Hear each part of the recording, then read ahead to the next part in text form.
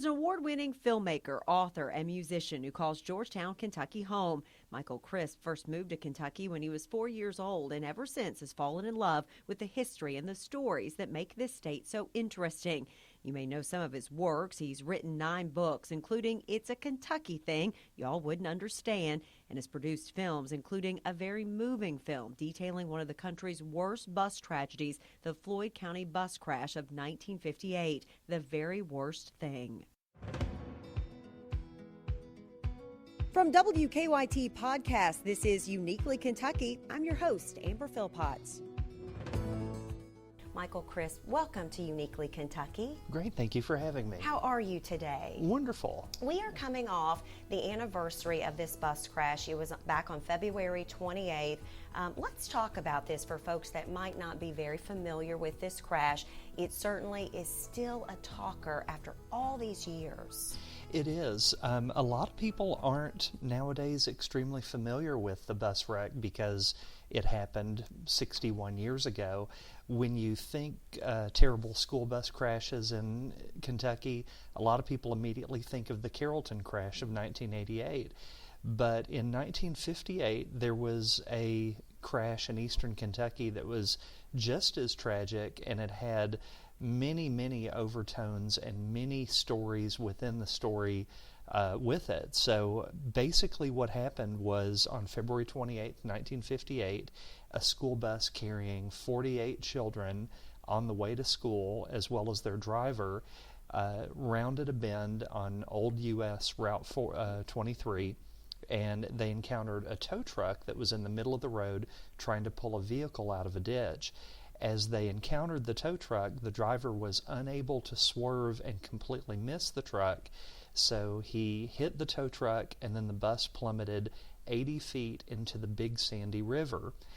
As soon as it hit the Big Sandy River, within seconds, the bus was pretty much submerged. Fortunately, 22 children managed to swim to shore and live through the ordeal, but unfortunately 26 children, as well as their driver, perished in the accident. What made you want to tell this story after all of these years? What sort of drew you to it? Well, my mom and her family are from Floyd County, and I remember growing up in Georgetown in the 70s. Once in a while, we would pull out these old newspapers and these old clippings that would tell the story of the Prestonsburg Floyd County school bus wreck, and we'd look at the portraits of the victims and just talk about them a little bit. And my mom was pretty sure that we were distantly related to one of the families that lost some children. So it was always something that was pretty fascinating to me. And then through the years, as I started to get into filmmaking, that's where I decided to kind of have that be the first film I ever did. You went back and you were able to, round up a lot of the old newspaper clippings, a lot of people that could talk, and you even found some folks that were very connected to this bus crash. Talk to me just about that process of sort of tracking everyone down and getting their version of that story. Yeah, so while we're making the film, it had been about 50 or 51 years since the crash. And one of the more surprising things that I had learned was out of the 22 children that survived the crash at that time, 21 of them were still alive. So as we're making our wish list of people that we want to interview for the film, one of the first things that we did was speak to an author who had written a book about the tragedy. And fortunately, she had been able to put us in contact with a lot of the families and people that might have a chance to talk with us. And her first conversations with us essentially entailed, Mike, not everybody's going to want to talk to you.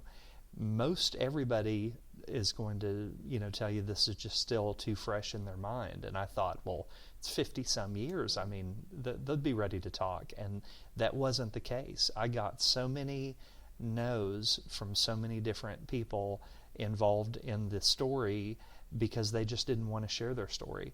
But fortunately, 4 of the remaining 21 people on the bus allowed us to do on-camera interviews.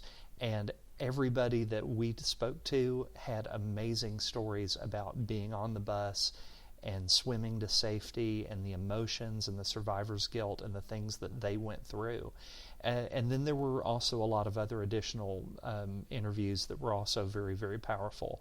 A man named John Crum was getting ready to get on the school bus, and at the last minute, one of his friends who did get on the school bus told him, "Hey, you remember we've got a test today, this morning. Did you study for it?"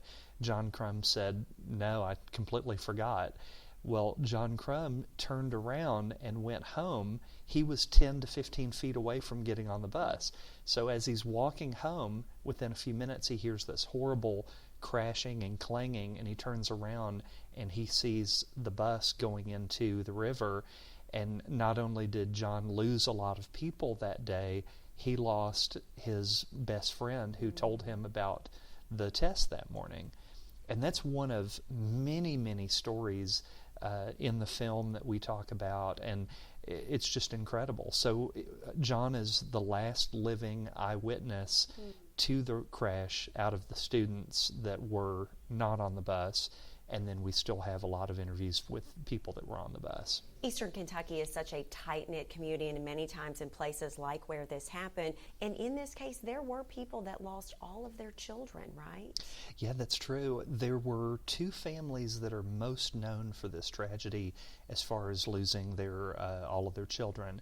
The Goebel family is one of them, and they only had 3 children, and the parents lost all 3 children in the wreck. Another family, the Jarrell family, lost their only 2 children in the wreck. The Jarrell kids were named Bucky and Katie, and they were brother and sister, and they were teenagers, and they were very well thought of in school. Everybody seemed to love them. The classmates that we spoke to said that all of the girls had crushes on Bucky, and most of the boys had crushes on his sister, Katie. And they were very popular, and both of them were lost in the accident. The Goebel story is very, very tragic on several levels as well. Mr. and Mrs. Goebel he was a shopkeeper in town. She was a teacher. And with the school bus accident, as soon as it happened, within a few minutes, word got to Mrs. Jarrell, or to Mrs. Goebel. And she roamed the riverbanks just waiting and hoping for word that one of her children would be safe. And unfortunately that wasn't the case. And her husband, Mr. Goebel, technically found all 3 of his children. So that was another awful situation. And it took several days. This was not an easy recovery process at all, right? Yeah, that's correct. When the bus went in, the bus was missing for pretty much right at about 3 days. The waters were over 30 feet deep. They had surpassed flood stage. They were very just kind of dirty and muddy, and the Navy divers that were brought in and the National Guard and the people helping to try and locate the bus couldn't find the bus. So finally, in early March, they locate it, they pull it to shore, and of the 27 victims, only 15 are in the bus. So it took another 2 months to find the remaining 12 victims. I can't imagine at that time just agonizing, and this was a really big spectacle. I mean, there were a lot of media members that came to Eastern Kentucky to cover this story. I can't imagine the countless people that were here covering this at that time. Yeah, big companies, Life magazine sent reporters there, all the newspapers. There weren't a lot of TV stations at the time, but they sent reporters there. And the Floyd County Times, the local newspaper, there was a comment or two in the film about how it kind of became somewhat of a national office, because all of the local newspapers and Life magazine and the New York Times, they were allowed to set up temporary offices there and use them in order to dispatch the news to the rest of the country. When you start to kind of pick apart this story, there become some oddities, if you will, throughout this story, right? And the number 27 becomes sort of significant in a way. Yeah, it is. The school bus number was number 27. There were 27 fatalities, And then the school bus driver was 26 years old, but his birthday was the next day, so he was going to turn 27. And then by the time they finally found the last victim, 72 days had elapsed, and that's the number 27 backwards. Now, whatever the fascination is with the number 27, it is really, really a big deal even to this day in Floyd County. They have not, nor will they ever have, another school bus number 27. The superstitious aspects of it and how it just brings back too many painful memories is still seared in their memory. And it sort of has an eerie correlation with the Carrollton bus crash, right? Yeah, it does. The Carrollton bus crash also had 27 victims. And not that it, could actually has a direct correlation, but it still makes you think, and it conjures up visions of, okay, what does this number mean? And we did a little bit of research on numerology and a little bit of biblical research looking into the number 27, and we really couldn't find anything that we could correlate and put into our film and kind of give reason to it. We should say that this tragedy was horrific, but there were some, if you will, good things to come out of it. Meaning, in Floyd County, Mr. Goebel, correct, came up with the first sort of rescue unit, if you will, after this tragedy. He did. At the time, you had police and fire departments, but you didn't really have a lot of water rescue organizations. So Mr. Goebel, even though he had lost the 3 children, a way to help him deal with this tragedy and with what he was going through was to co-found the Floyd County Emergency Rescue Squad. He did it with a gentleman named Graham Burchett, and those two put together a team of individuals who would go out and from that point forward assist and lead in water rescues and other types of rescues. They're an award-winning organization, and since that horrible day 61 years ago, they've saved countless lives from people that have been in certain situations a little bit similar to this. After you take on this task of wanting to make this film and this documentary, that is a huge task. I can't imagine the hours that you put into it, the amount of film that you had to look through, interviews you had to look through. Talk to me about that process and then that moment when you finally debut it in 2010 in front of a packed house in the Mountain Arts Center, and what was the reaction from folks? Wow. Well, it took 9 months to make the film, and there were times that it felt like it was 90 months making it. I still can't believe it only took 9 months. And as we're making it, as we're getting kind of close to it and watching the very end of it a few weeks before we're going to debut it, we're wondering what the reaction will be, because this is a very, very personal subject to everyone there. We knew there would be family members that lost relatives in the tragedy present at the film. We had a lot of the people there who were in the film present at the premiere. So it's February 2010 at the Mountain Arts Center, 1,000 seats, but there's 1,040 that have made it in, and there's 200 people that have been turned away. The 1,040, we're told that evening, set a record of the largest independent film premiere in the state of Kentucky. Throughout the years, we've been told that record still is in effect, and so we're just blown away right there. This is our first film. We've picked a very important subject, and now we're getting ready to debut it. And as we play the film, we give a speech. I think there's a slight bit of applause. And then the gentleman I made the film with, his name's Andrew Moore out of Cincinnati, he and I filtered to the back, and we watched the entire movie from the back row. Now, Andrew and I had seen the film a couple hundred times, but we watched, and it was like seeing it for a first time, because you could hear a pin drop as 1,000+ people are watching and just seeing all these images and hearing these interviews and seeing these photographs that most people had never seen before. The closest they had come to with this was the author who had released a book that had a few of the pictures in there, but this was the first time that many folks had gotten to see pictures and hear firsthand accounts of what had happened. And at the end of the film, they bring us back up on stage, and there's just a long standing ovation that felt 9 months long as well. And we knew we had done right by everyone in Floyd County. It was a very personal story, and we're glad we got it right. I think for any of us that tell stories for a living, I think they all kind of become our baby in some capacity, whether a shortened version like what I do or a long form like you do. And I think there's always that moment where you don't breathe until the folks that the story's about, or whatever, entity you're trying to convey in the story or profiling, then you can breathe once they've seen it. Yeah, and especially in that long form format, our film was about 90 minutes long, and there are a lot of choices that you make as a filmmaker to put in there.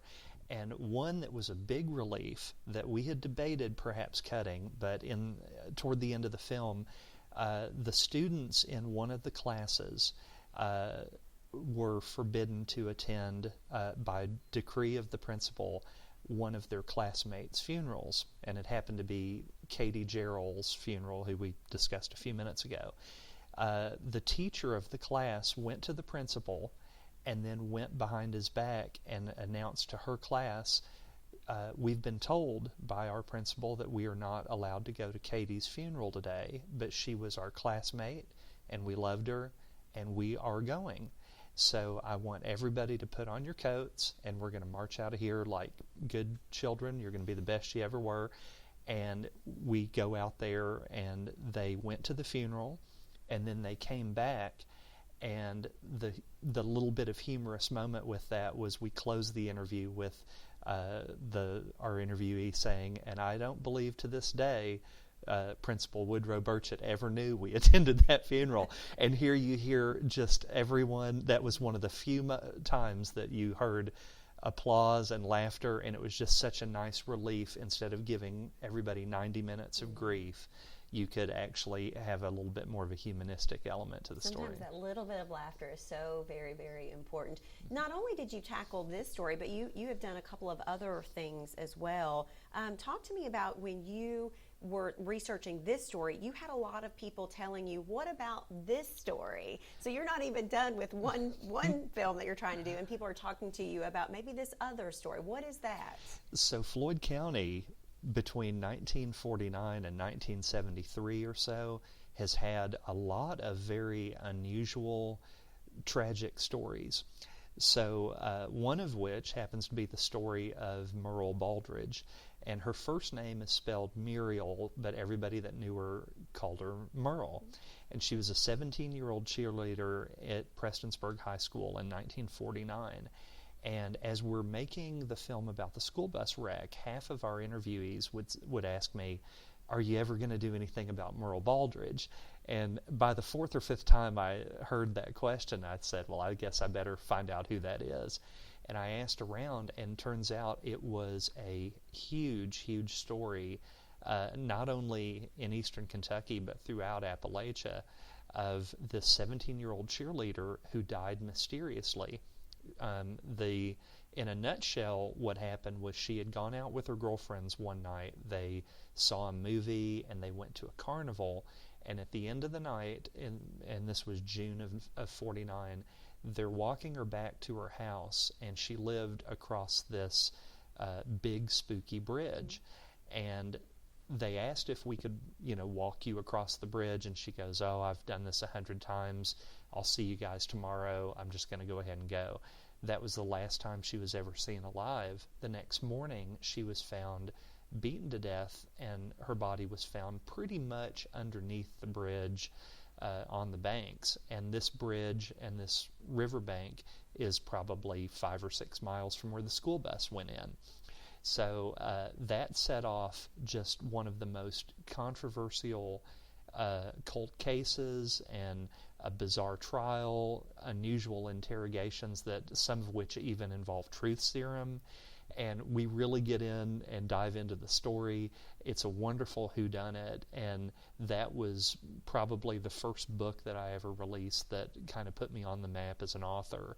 So Floyd County, those two stories are just really, really still even important to this day. And it's so important to you for you to listen to the people that are talking to you, because obviously those are things that are important to them. So you didn't just say, well, I'm not really worried about that one. This one's important to me. And going back, I think, and following up with it's probably really important to the people in that area. Yeah, sometimes Eastern Kentucky gets overlooked or made fun of or ignored, and I don't feel it that way. That's where my mom's family is from. I value everyone's input and opinions. And when you're able to take a suggestion like that and turn it into a project, and then within a year say, here's that suggestion you gave me. Well, here is the book, and the book was pretty well embraced. And I think people love that story because it has everything. It has mystery, and it has this beautiful young lady in it, and it's a bit scandalous when you go through as the court proceedings and some of the things that came about from that. So I think it's like the right thing for people. They just really enjoy that whole story of it. Yeah. Talk to me about, so you've gotten your film out, and then you sort of have people come forward that, well, it's been a few years, they have some more information for you. They have something for you for this bus tragedy. What do people bring to you? Yeah, so with a documentary film, the 3 or 4 elements that every good documentary film has are interviews, pictures, maybe some music and a few other different things. But one of the big things that you almost always want to have with a historical subject is video. And we had no video whatsoever of the search and rescue attempts for the school bus. So we still released the film. It still did really well, and it accomplished everything we wanted it to do. But about a year and a half later, a gentleman came forward in Prestonsburg, and he said, I've got home movies of the search and rescue. He donated them to the film, and they were gorgeous color home movies of boats going up and down the river looking for the bus, the people of the city just walking around, interacting with each other, just to see the river and to see the bridge and see all these amazing things. So then a couple of years later, a guy from Hazard says, guess what? We've gone through my grandfather's stuff, and he's got video of the search and rescue. We look at his footage, and he's got a distant shot of the bus being pulled out of the water. It was amazing. By this point, so many things had happened. There had been probably a dozen amazing, interesting stories that had happened since the release of the film, that we re-edited the first film and then came out with a sequel to the film that just basically talked about the impact that the film had made in Floyd County. And then now a couple months ago, a guy comes forward with more breathtaking color video, and this gentleman is a school teacher named Talmadge Collins, really great guy, lives in Louisville, and his grandfather is from Eastern Kentucky, and they found home movies of the bus being pulled out, and there are close-ups of the bus being pulled out, and lots of other just great images. I can't even it would take all day to tell you and just geek out over all these wonderful video things from 1958. They are haunting, but also so incredible to watch. When you sent me just a small clip of what this new film shows, it really is captivating to see, and to also think about the fact that people during that kind of tragedy going on had the wherewithal to preserve this in some capacity. Do you find that more and more people are finding sort of gems like this at home because now we have the ability to find them and put them onto some type of digital format? Yeah, I think the big thing is back in the 50s, unlike today, now something like this happens, everybody's got a cell phone, so you're going to have a lot of video. But back in the day, only a handful of people had these 8mm video cameras. And to the fact that 3 people at least, and maybe more, brought out their video camera and shot so many interesting images of history unfolding right there before our eyes. The author of the book that assisted us with our film, I always love her line about this story, that the fact that this is like American Graffiti meets the Titanic. This really is like the Titanic in Kentucky. It's huge news. and that in order to see news and everything unfold with these raw color videos is just astounding. So now you're should I say re-releasing again? So this will be the third go at this, and it really has. I mean, I know the second time you said it took on a life of its own, but it really has grown into something much larger now, right? It really has. And the thing about this, it's wonderful to be considered one of the people that's the caretaker of this story. I'm not the only caretaker of the story. Fortunately, the author Jackie Branham Hall, who worked with us on the film, people will sometimes call her if they discover an interesting picture or something. But even though our film has been out almost 10 years now, if somebody finds something just breathtaking in their attic, like old video or something, they just track me down and find me, and then we do something else with the film. And since that film, it's been almost 10 years. I've directed and produced 8 or 9 other documentaries, and that one has a special place in my heart. But I've always said that with any of my stories, whenever somebody comes forward with something really amazing, I will open that story back up, rework the project, and then put it out there just so everybody can see it and we can share with it. When can people maybe expect to see that one, this new one? Yeah, in probably about a month and a half or so. I'm still editing all of the new footage. That is, if no one else comes forward with something else, right? Then you have to put the hold on that. So in about a month, you say. Okay.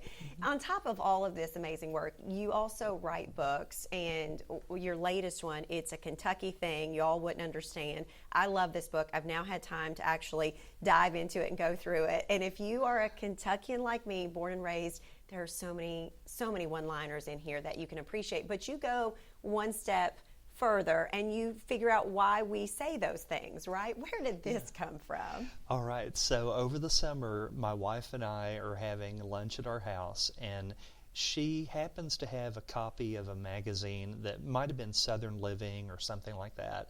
And there was an article in there talking about old Southern phrases and how charming they are and if they're still used today. And we leafed through that magazine and just laughed and laughed and laughed at these great phrases, almost all of which we had heard at some point.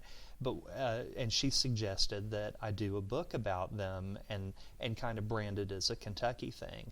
So within just hours, we had the title of the book, and I knew the format, and I knew I wanted to do a lot of origin stories behind the phrases. And what a joy it was to put this book together and to revisit these phrases. One of the best parts about all of these phrases are just about everybody has one or two that they use, and at least one or two that conjure up special memories from 20, 30, 50 years ago. And there are so many in there that as I hear, I think of that specific moment, why it was said, who was there, so many things, and I know you probably I'm do too. I'm transported in time immediately by several, because it does. I can picture the person that's saying it, the exact moment of where I was, and usually what context we were in for that. It's really incredible. Yeah, and with these, on researching them, I had I put together a list, and then there were probably 5 or 10 that I let some close friends of mine contribute. And coincidentally, a real good friend of mine named Nathan Benge is from the London area, and right before I released the book, he told me, he goes, "You got to put untellin' in there." And I said, "Untellin'? I don't think I've heard of that." He goes, "Oh, it's big down here." And I said, "Well, what does it mean?" And he goes, "Oh, well, it's kind of like no telling." And so he explained it to me, and I thought, well, okay, this is good. I'm going to put it in there. And then the very first radio interview I ever did about this, we took some calls, and one of the first callers asked if untellin' was in there, and they hadn't read the book yet. And I told Nathan later that day, I said, "Your suggestion was great, because a caller called in. Clearly. Yeah, people loved it. One that we enjoy around here between myself and Chris Bailey and Jim Caldwell is Ewins. We use Ewins quite a bit, and a lot of people don't always understand us, but we like to use that one, and it means something to each one of us. So very good. Michael, where do you get your love of telling and sharing stories? Because you have such a passion for it. You know, when I was young, I was always encouraged by, especially my mother, but also my friends. They always loved that I enjoyed a good story, and I loved to tell a good story as well. And I've always been fascinated with history, and I love history that's very accessible and digestible. One of my favorite nowadays Facebook follows is a guy named Sam Terry. He's got a Facebook page called Sam Terry's Kentucky, and daily I look at his page and he writes these amazing, digestible, quick, interesting Kentucky stories. Well, years ago, that's what I was trying to do, and so I'm always inspired by people like Sam and people that in Kentucky, and even people like yourself that tell stories and share with the Commonwealth everything that that there is here in Kentucky. So I just always am excited because you never really know what's next. You never know. I think that's the exciting part of what we do is no day is the same, and I always feel like I never know what I'm going to learn, and that's what I appreciate about what we do the most in telling stories. Two questions as we finish up here that I always ask everyone that is on Uniquely Kentucky. Books. Are there any books that are important to you or have been life-changing to you, or something you're reading right now? Yeah, so aside from your own, we should say. Well, I love so many different books, but I'm such a fan of nonfiction books and especially Kentucky history books. I've read a lot of Daniel Boone books. I've read so many that the titles kind of blend together to where I can't definitively say one particular title. But I'd say my favorite book of the last 10 years that I read is a book called Trapped by Roger Brucker that tells the story of a Kentucky man named Floyd Collins who in 1925 got trapped in a cave near Mammoth Cave. It's a brilliantly written book. We worked with Roger to put out a documentary film about Floyd Collins a few years ago, and that might be one of my favorite ones. I just don't get a chance to read a lot of fiction, and but I'd love to change that. I love stories of all types, and so hopefully. Well, you're a guy that likes a real story and the person that's behind it, so I see why you're drawn to the nonfiction for sure. We call this Uniquely Kentucky. Michael Crisp, what makes Kentucky so unique, you think? Without a doubt, the fact that we have so many varied things to do and so many experiences all within the confines of our state. Here we are in central Kentucky, and you can go a couple hours east and be amongst the coal mines and Loretta Lynn and just the beauty of the mountains. You can go 3 or 4 hours west and be out there around the hills and the caves.